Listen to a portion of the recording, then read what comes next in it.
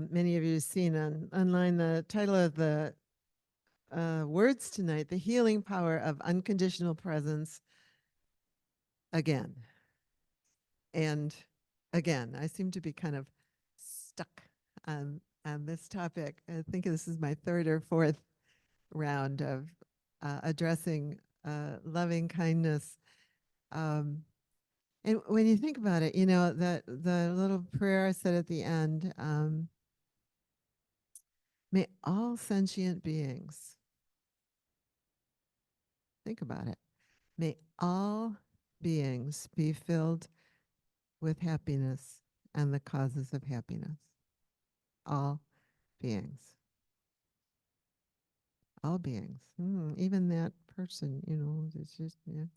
May all beings be filled with happiness and the causes of happiness. That's our practice. That's what we aspire to. And so I wanted to speak to that again. And what I'll do, the last time I spoke, I offered a few principles. Really the question is, well, how do we do that? How do we bring it out of a concept that we completely fail at all the time into a real wholesome and wholehearted practice? How do we do that? I offered a few principles the last time. I'm going to add a couple more tonight. And then I want to go back, I don't know, quite a few weeks, because you all offered some incredibly wonderful questions. I just am so grateful to the questions. It really helps guide where we might go. And so what I want to do is come back to those questions and workshop some of those a little bit with the pointers, with the principles that we're addressing, so we can kind of begin to get a sense together of how do we practice with may all beings in all directions be filled with happiness and goodness and kindness. May all beings be safe and free from danger. All beings, no exceptions. May all beings be free from suffering. Okay, so we'll work with that a little bit. And, it isn't news to any of us that practice can be challenging at times. Yeah. I found this quote by, I think it's Roger Walsh. He says, somewhere along the path, the spiritual path, he said, we ran into a problem, reality.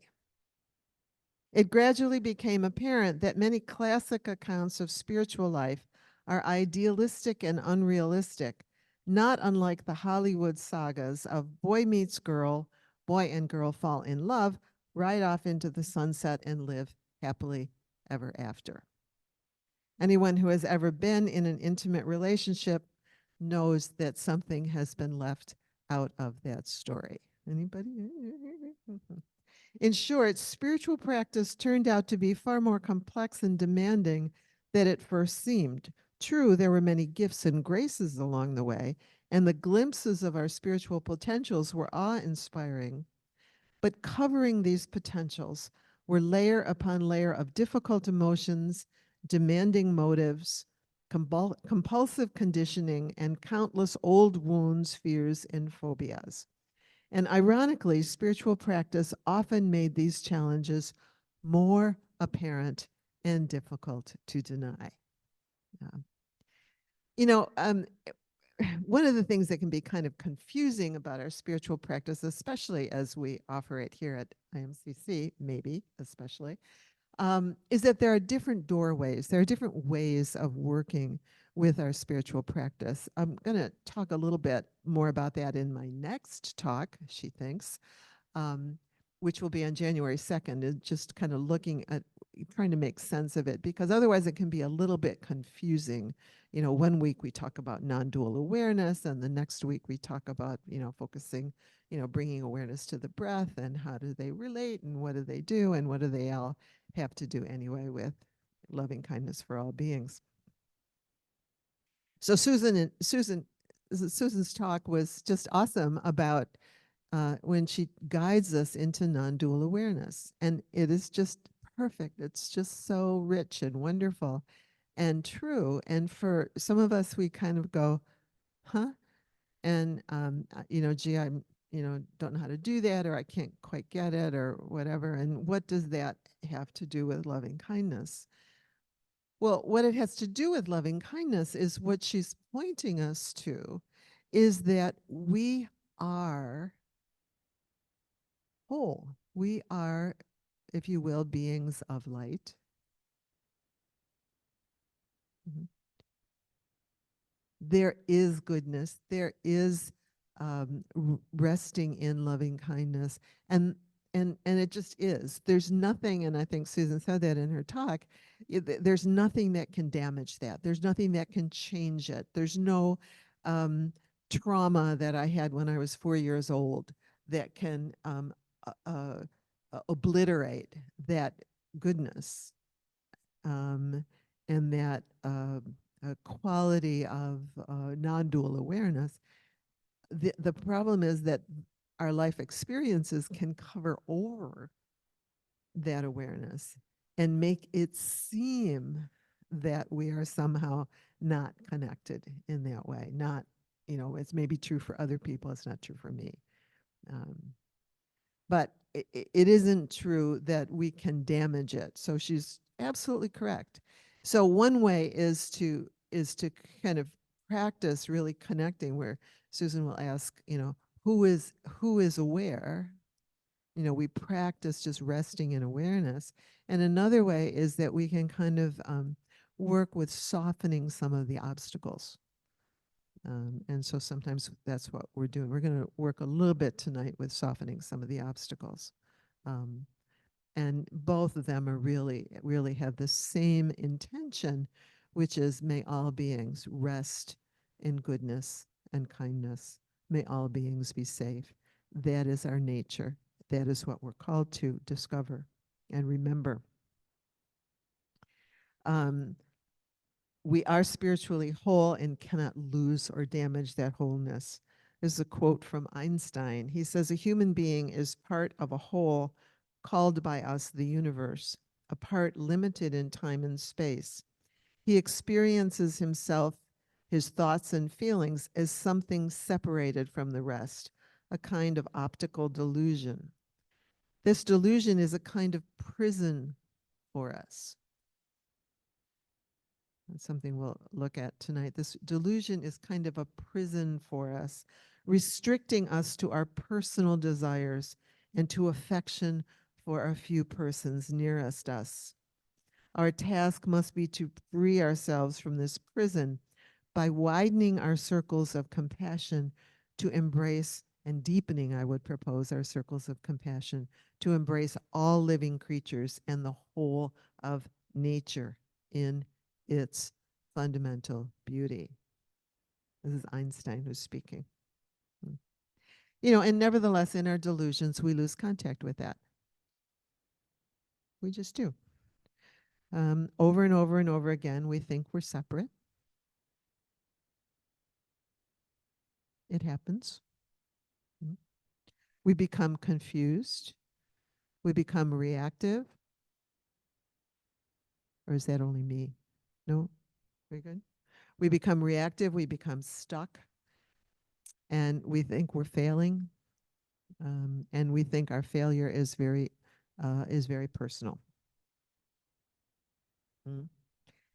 Our confusions, our reactivities, our stuckness can seem very true. They can seem very real. They can seem very permanent, none of which is actually true. Mm. And as human beings, we all live day to day, kind of caught in various dimensions, if you will, of that prison that Einstein talks about and that the Buddha talked about. Mm. That we live in confusion sometimes. I saw a bumper sticker one time. It said, I like it. It said, "Be kind. All of us are idiots." And the word idiots, of course, is not really one we use anymore, but be kind. All of us are idiots. All of us are misguided. I looked up the word idiots. Is there synonyms for idiots? Misguided, uninformed, unaware, uneducated, naive, inexperienced, unwise. So be kind. A little bumper sticker says, be kind. All of us are idiots. All of us are struggling with various dimensions of the same sort of delusion and the same sort of confusion. And it can seem very real to us.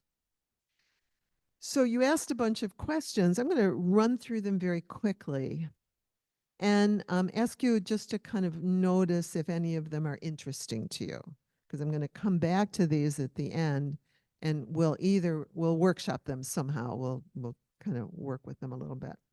Okay. And these are questions that came to me when I think it was months and months ago when I first did this talk on loving kindness. You have asked about close relatives, fathers who refer to their lesbian daughters, your beloved niece, as, quote, the devil's abomination. You asked how to reach in yourself for kindness for those who have and would continue to wish harm for me and my Black, Hispanic, Jewish, Muslim, gay community if given a chance. You asked how to have loving kindness for friends who once were close but who have fled or abandoned or actively betrayed you. You asked how to manage with a hostile next door neighbor, one whose dog keeps encroaching on your property. How do you navigate that? You asked about being with folks who are just annoying, who speak nonstop about themselves and can't listen. I know I can't change them. Can I simply avoid them? What if it's your parent or sibling or daughter? How do we have loving kindness in that circumstance for all beings everywhere? Somebody said, I'm comfortable with love for all sentient beings, but at what point might that enable behavior that is detrimental to people and to the planet? How do we love but make known our disapproval of immorality without being ignorant, arrogant, and judgmental? Some of you asked about climate change.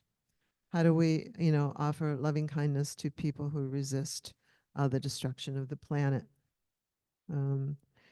My husband, I must confess, I made him stop.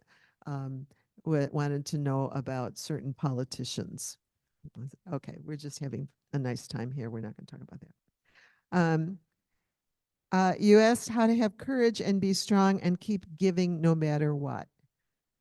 But then my question would be, but keep giving what, when, and to whom?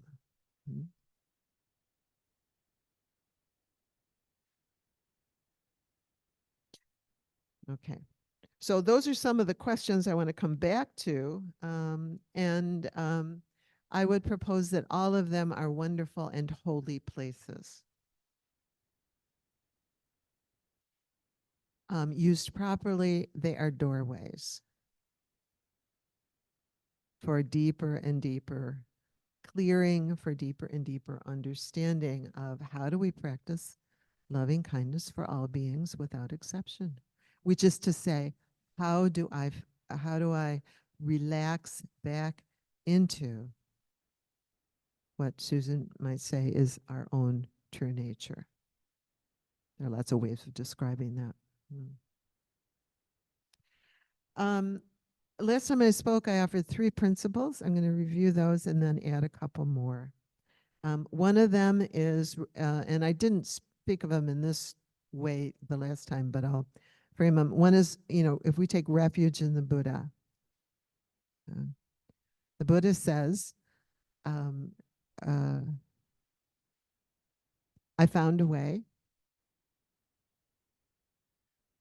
You are perfectly capable of doing it too. You also have what some traditions will call Buddha nature. What if that's true? So we take refuge in it, or you wouldn't be here because you wonder if maybe that's true. Otherwise, you'd be home eating popcorn or something instead of cookies.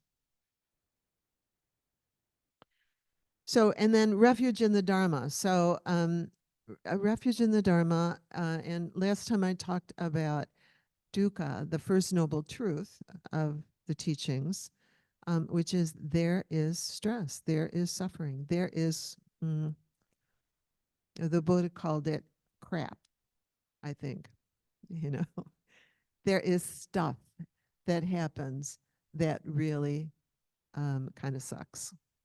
Mm.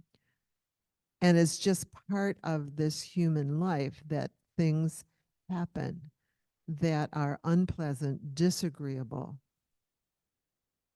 and disagreeable. There is dukkha. So to remember that the teaching is that there is dukkha, and it's not like, mm,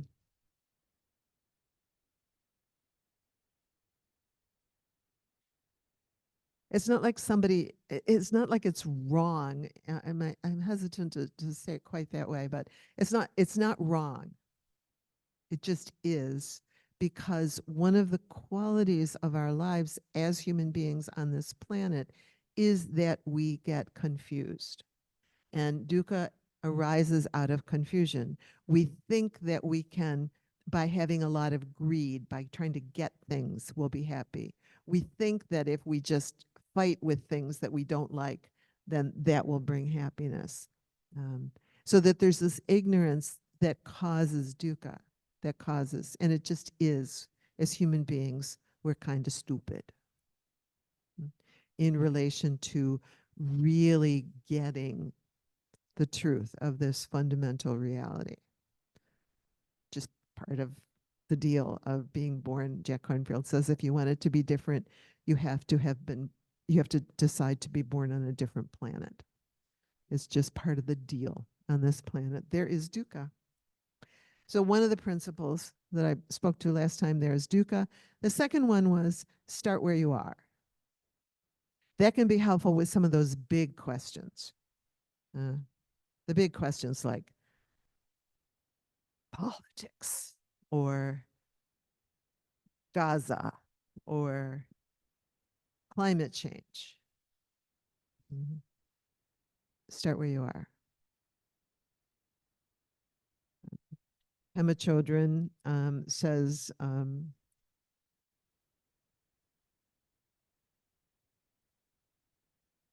something or other about this, which I didn't record.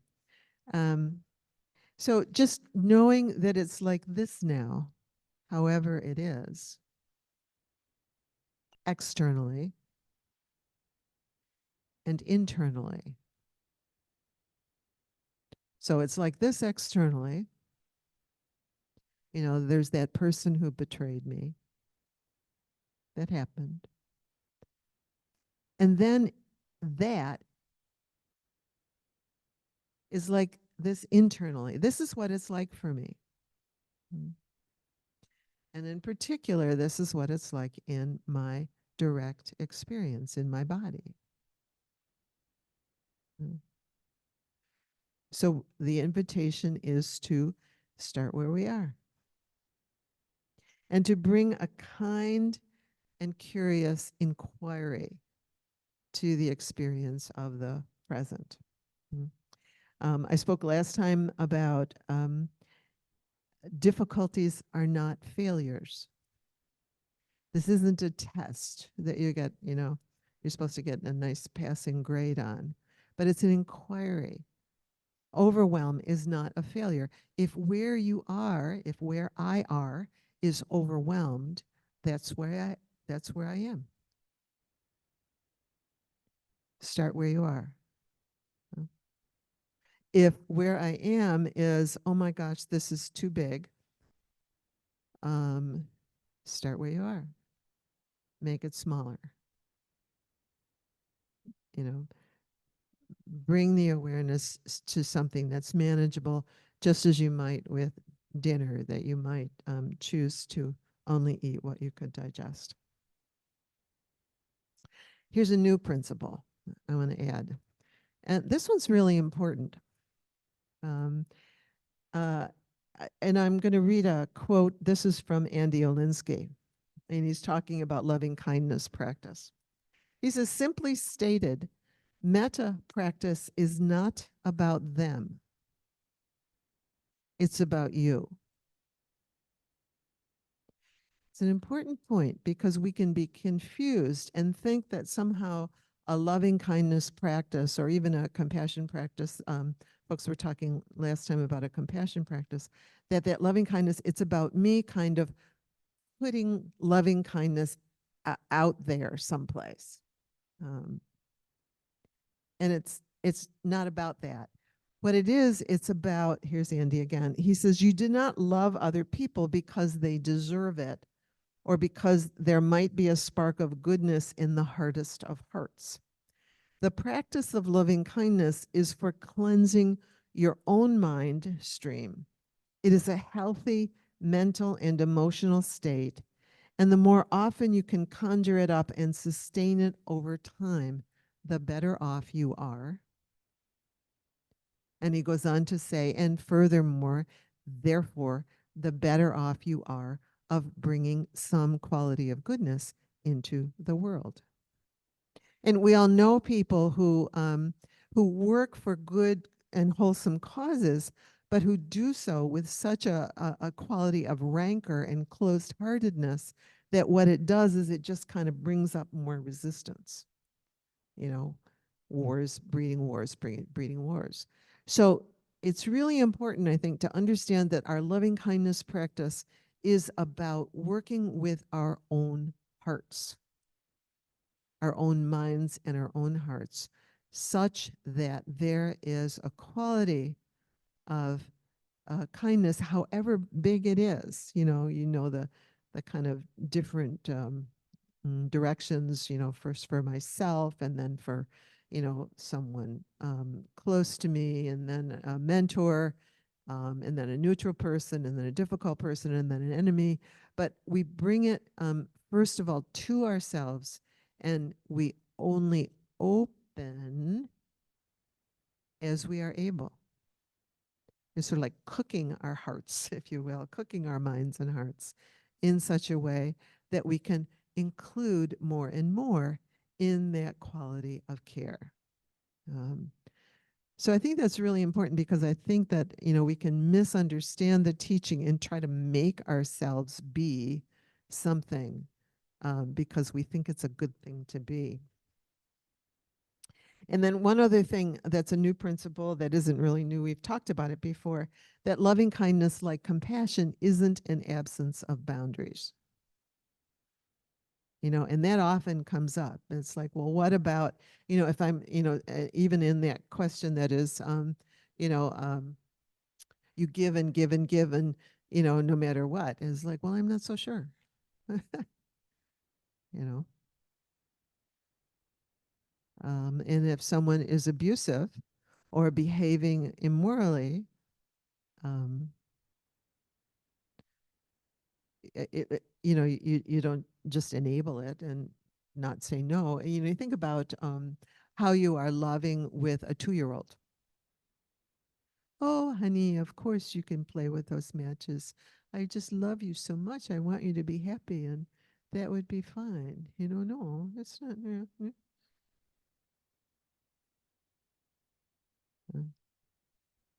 So it isn't, loving kindness isn't about the absence of boundaries.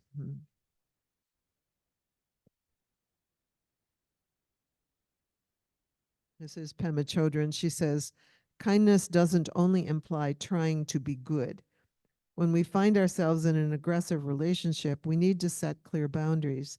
The kindest thing we can do for everyone concerned is to know when to say enough. Many people use Buddhist ideals to justify self-debasement. In the name of not shutting our heart, we let people walk all over us. It is said that in order not to break our vow of compassion and love, we have to learn when to stop aggression and draw the line. There are times when the only way to bring down barriers is to set barriers. To say no. And then the other principle, so those are the two newish ones that aren't really new to you, but the newish ones. And then the other principle is refuge and sangha. We help each other. You know, mercifully, you are not deluded in the same way I am. Thank you. I really am glad about that because when I get confused and stuck, we have tea together and you help me see something that I don't see. Um, how wonderful is that? So we take refuge in Sangha, which brings us to us here. Um, what I wanted to do is to workshop those questions a little bit. I can read them through again. And it's up to you. Would you like to do them as a whole group, or would you prefer to do them kind of in twos or threes or little groups? How, you know, I'll let um, I'll let you all have an opinion. Anybody want to vote? You know, do we want? How many people want to do it just all as a whole group? Um, okay, we got more people there. How about online? Oh, we got people online who want to do it as a whole group, or yeah, yeah, they don't care. All right, I think we got a whole group thing going. So we'll say that. So, how do these principles then apply to? I want to workshop these questions a little bit. And does anybody have a question that you know you kind of were really? I can read them again. Actually, what I will do is read them again. And then if there's something you know whoever says I want to talk about that one, that's where we'll start. Close relatives. Somebody spoke about a relative who was rejecting their lesbian daughter who just came out as the devil's abomination.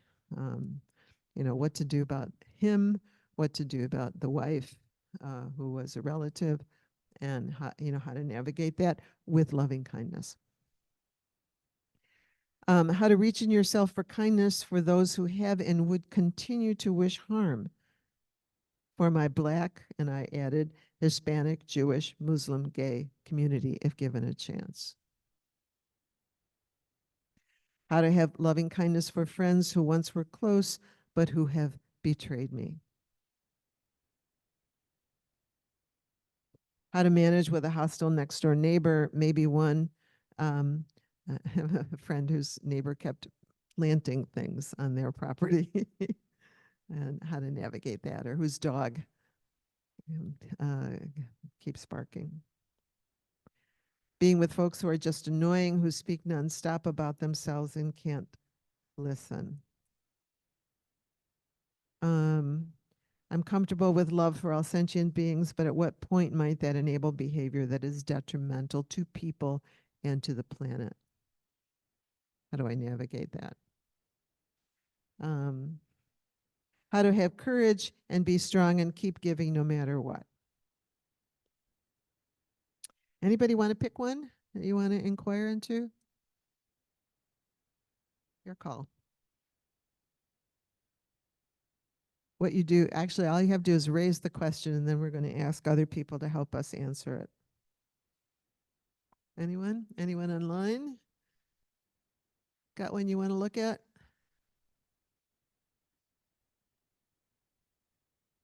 What about the friends who were once close and now and then betrayed? Okay. The one about I have a friend who betrayed me. Okay.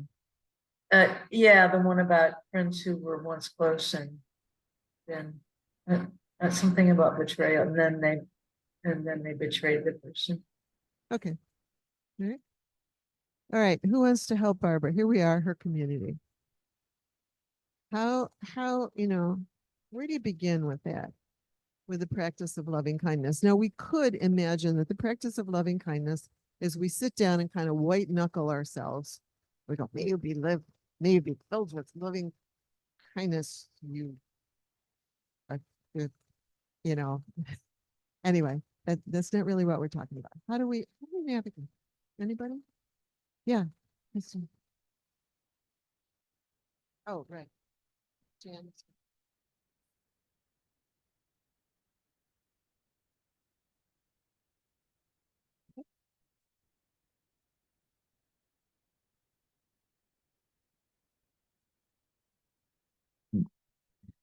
The thought that comes back to me is simply the practice, which sounds simple and I make it sound like it's easy, but I think the thing that I run into from time to time with coming back to the practice is something that you mentioned earlier in the talk, which is, do I then fall into a state of indifference or avoidance? And that's not necessarily the same thing as loving kindness. So I'm not necessarily answering, but more sort of speaking to what can happen as a result of coming back to the practice as a source of refuge for me in terms of accessing loving kindness. But does that end up falling into the category of avoidance and indifference? So it's not so much a question to you as much as I think that that's sometimes what happens for me. Okay. So, Kirsten, are you proposing that we, when you talk about indifference, that we not try to pretend it's not happening? No. Okay. I think for me, sometimes when it's indifference is that it becomes something more apathetic, something that isn't a lack of acknowledgement of it, as much as do I just sort of resign to, oh, well, that's how it is. And I don't, Okay. I don't know that that's loving kindness necessarily. Okay. So apathy that didn't happen, Again, not that it didn't happen. There's an acknowledgement that it did. But am I truly honoring my feelings around it? Am I truly addressing it? Or am I just falling into a state of mental indifference, avoidance? Okay. All right. So there, you're talking about not dividing against myself in that moment. That if I try to kind of, I can kind of take the war in Gaza right here and divide against myself and start turning my back on myself. A little bit, Uh-huh. a little bit. Am I truly inquiring into my direct experience, or am I sort of avoiding it and not Perfect. fully being with it? Great. Okay. So can I be fully with the experience of betrayal? Okay. Now what? Who's going to help? Who's going to help us now? Okay. So I'm fully with the experience of betrayal. This is what this is what it's like. Now what?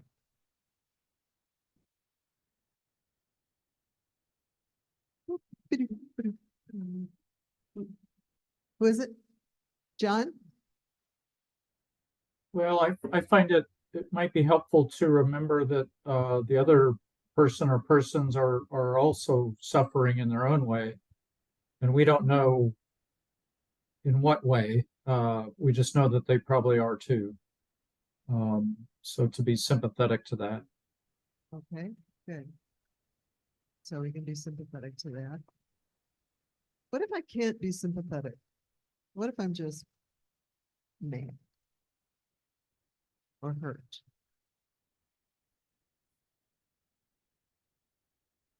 Anybody? I mean, is that unusual? I mean, is that like, does that ever happen? Or it's just me? Yeah. Jane? I tend to think that it is natural to feel hurt and sad. And I don't know. And angry. Yes. Okay. Well, yeah. And I don't, in my mind, know if that is counter to loving kindness, Great. because it's a real feeling. I think if I have that feeling, and actually that did happen to me once in my life and it was horrible. There's such a propensity to feel justified to start finding fault Beautiful. in the other person and Beautiful. kind of blame them. And there's something maybe a little righteous on my side of the deal. Right. So it's working with that. And I don't think Perfect. it can come out of a theoretical construct and kind of a poof, I've got it. Mhm. I've got the loving kindness thing in this situation. Right. At least for me, it was really gradual. You are the only person that ever has happened to it. I think, right. Great. So what you're pointing to there is something that's not so helpful when, okay, so now I'm recognizing, whatever the feeling is, hurt, sadness, anger, whatever. And what the tendency is to do, I think you're pointing to this. The tendency is that the mind tries to help. It shouldn't. They didn't. Why did they? If it weren't for that thing that happened to me when I was 4, I would have done this better. And, I mean, just that all that, we could kind of go on. We could probably fill the evening up with all the things that the mind wants to say about it, which just keeps it going. Okay, so you're saying, don't do that. Okay. Or rather, don't do that is even too much. It's sort of like when we see the mind doing that, we say, thank you very much. That's not so helpful at this point. Okay. So let me propose that the principle about starting where you are is, I think, what you're pointing to. So you start where you are. And in our meditation tonight, we really worked with just being aware of the breath, just being aware of the breath. What if we're just aware in the body of how betrayal feels? And we keep letting go of the analysis or the desperate need to fix it internally. And I think that's getting at what Kirsten was saying, to kind of fix it internally, either by apathy or by getting desperate and busy, and we're going to somehow make myself be loving. Okay. At the moment, I can't be loving, and you know what? It hurts. Can we bring loving kindness to that the way we might bring loving kindness to that 2-year-old who falls and scrapes his knee? Start where you are. This is dukkha. Start where you are. Okay. More? Who else? Chris, did you have something else you wanted to say? You actually said it. I was going to talk about that's feeling it in my body, because that doesn't lie. Yes. And then from the feeling it in the body, I know that feeling of then what would probably come up for me was lack of self-worth, and the loving kindness would be so tender to feel that love for the part of me that doesn't feel worthy. Good. Beautiful. But you covered it beautifully about Right. start where we are in our bodies. Great. And we can notice, and we can notice that sometimes it's really hard to do that we want to go out to something much bigger over which we have no control, because we would rather get all engaged in some kind of reactivity out there or in our minds than to actually feel what this feels like in the body. Okay, more? We got somebody else. Who else? Kristen? Oh, Hey, yeah, I just have a comment. yes. So just one thing I wanted to add. I really like the comments about feeling it in the body, but this practice of metta is it heals in like these deep ways that we can't really see all at once. And what I mean by practice is that when you meditate, to devote some actual time to it, to cultivate this abstract loving kindness, goodwill in your heart and mind. So I think there's something kind of simple about the practice, and it can bring about things that we that may surprise us and help support us in this really difficult these difficult things that we're talking about. But just remember that it is something that can be practiced as part of your meditation. Beautiful. Just yeah.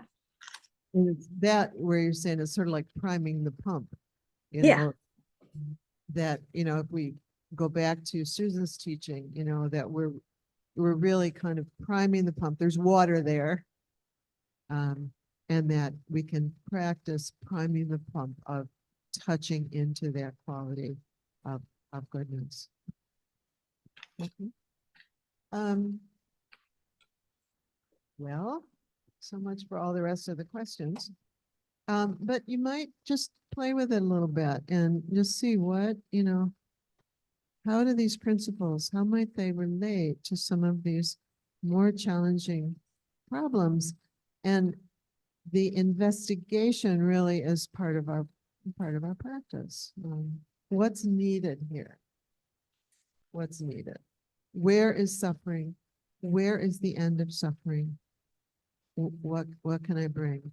And when we're really fully present, what tends to happen, and we can cultivate some faith in this over time, when we're fully present, what'll happen is that the practice that many of you are referring to and Kristen is naming, we can do that and we can go to bed and we can say, well, okay, fine, that didn't help very much.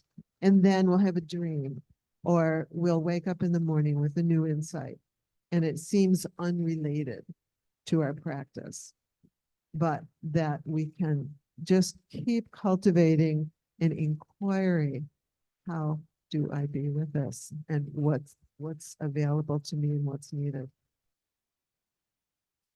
Andy Olinsky, again, he says, we have to be careful not to be too hard on ourselves. Is that a stretch or a question? That was a stretch. We have to be careful not to be too hard on ourselves. Just because the Buddha says it's possible for these fires to go out, it doesn't mean we should expect it to happen by Tuesday.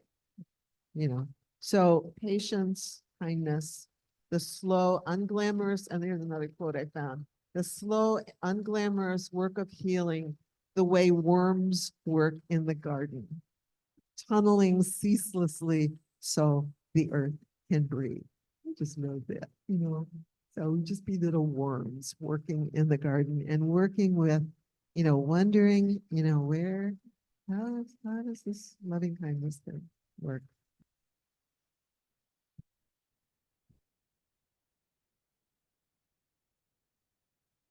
May we consider our own being precious. May we always respect ourselves and others. May we face our own inner darkness and investigate its intention and how to turn it to wholeness and healing for ourselves and others. May we be moved with compassion for all pain, whatever its form. When we are hurt by others, may we care for ourselves without retaliation. May we know all difficulty as sacred teacher. May we offer joy to ourselves. May we offer joy to one another. May we be free from measuring ourselves by this moment's apparent loss and gain.